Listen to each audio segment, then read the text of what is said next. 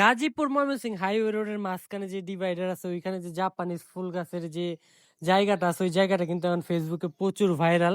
আপনারা হয়তো মনে করছেন যে আমার পিক দেখে আমি হয়তো ওই জায়গায় গেছি, কিন্তু আমি ওইখানে যাইনি।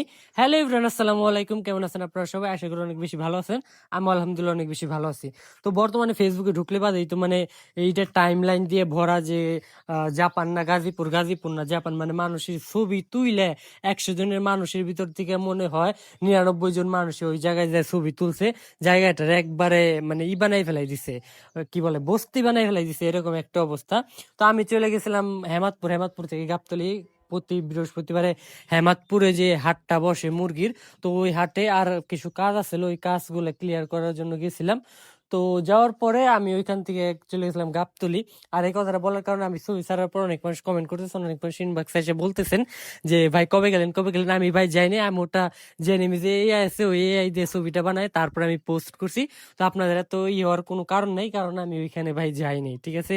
কারণ আমার বাসা থেকে অনেক দূর পড়ে গাজীপুর, এত দূরে যাওয়ার পক্ষে সম্ভব না। যদি বাইক থাকতো তাও হয়তো একবার ভাবতাম, যেহেতু আমি বাইক চালাইতে পারি না আর আমার কাছে নাই কেউ, তো এই জায়গায় যাওয়ার কোনো প্রশ্ন ওঠে না। আর এত এত মানুষ গেছে, পুরা টাইম লাইন একবারে ভরা ওইসব জিনিস দিয়েই।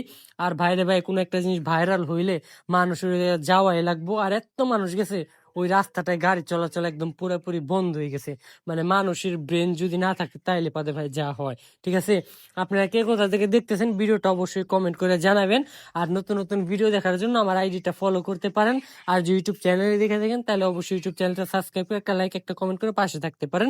সবাইকে অনেক অনেক ধন্যবাদ ভিডিওটা দেখার জন্য। দেখা হবে নতুন কোনো ভিডিওতে। এই কথা বলে এখনকার ভিডিও শেষ করবো, কারণ আরো 1 মিনিট আছে ভিডিওটা শেষ করার জন্য। তো চলে গেছিলাম হেমাদপুরের কাজ শেষ করার পরে আমি চলে গেছিলাম হচ্ছে গিয়ে ওটা কি বলে গাবতলী, গাবতলী থেকে তারপর আমি গাবতলী কাজ শেষ করে চলে আসছি মানে বাসায়। আসতে আসতে আমার বিকাল হয়ে গেছিল। তো ওইখানে মানে হেমাদপুরের যে বাজারটা বসে বিকালে, হেমাদপুর তো হচ্ছে দিনরাত 24 ঘন্টায় বাজার বসে, কাঁচামালের হোক বা ফল ফ্রুটের হোক। তো ওইখান দিয়ে আমি কাজটা শেষ করে চলে আসি। তো আজকের ভিডিও এই পর্যন্ত গিয়ে দেখাবো নতুন কোনো ভিডিওতে। সবাই ভালো থাকেন, ভালো রাখেন আপনার চারপাশ। সবাই এরকম নতুন নতুন ভিডিও পাওয়ার জন্য ফলো করেন, পাশে থাকেন। সবাইকে অনেক অনেক ধন্যবাদ। আল্লাহ হাফেজ।